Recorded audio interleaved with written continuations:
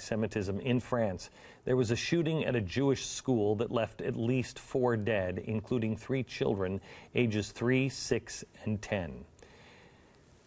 Now, a member of the Israeli Knesset is calling on the Jews to leave France. I told you this would come, and this is only the beginning. Other major concerns in France, they are seeing a rise of civic insurrection. The coming insurrection. Uber leftist communist now is gaining support. A communist, François Hollande, is leading Nicolas Sarkozy in the presidential polls. He's far left. He's a communist. Another far-left candidate is calling for civic insurrection, like the book we've been telling you about for the past, 3 years, called The Coming Insurrection. The Coming Insurrection was written in France. As imperfect as Sarkozy is, he has been the closest thing to a true ally that we've had in France for I don't know how long. But now the anti-capitalist stance of his competitors rising sharply in the polls and Sarkozy falling. And the other far lefty also. He just held a huge rally at the Bastille, the emblem of the French Revolution, which, if you remember correctly, didn't turn out that well. But the rally drew tens of thousands. The former Trotskyist was there. What's going on? Does anybody remember the dangers and the disasters of communism?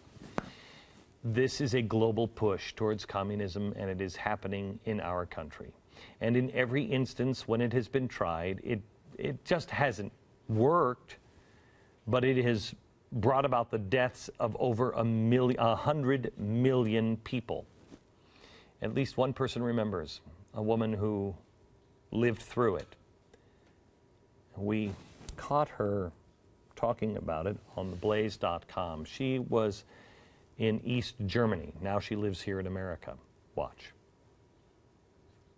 They take your land, they stop all private businesses, they turn it all into government-run businesses, they confiscate your guns, and you have to think, and that's what we were taught in school. They drummed it into us that communism is the way to live, that's the utopia. What do you see happening in America that gives you a chill? Is what I see it because, like, he's taking over the healthcare, taking over the automobile business, the banks, and all that. I think he is heading that way. And the speeches that I hear, helping the common man, helping the poor. That's what we were taught in school. It's an amazing piece of video, and I'd like you to find it at theblaze.com. Communism isn't cool. It isn't hip. It doesn't bring equality. It doesn't bring fairness. It doesn't bring justice. It brings oppression, death, and poverty to all, except for a very elite few. Don't take my word for it. Ask someone who has lived it. On this network, we are going to be doing a special in the next 2 weeks. Tiffany? Yes. In the next 2 weeks on communism, and we would ask that you would write to us and tell us if you would like to be on the program. We're looking for people who have actually lived it, whether you lived it in Cuba or behind the Iron Curtain. We also are going to prepare yet another special. We did one on Fox on communism. We're going to do a couple of other specials this fall because we have failed to teach communism. And gang, I hate to say it, but as I'll explain later this week, I think we've turned a corner. I think it's time to stop learning about progressives and start learning about communists, because those are the ones we face next. And this one is a battle to the death, I fear. We will either be a communist country or we will be the land of the free and the home of the brave.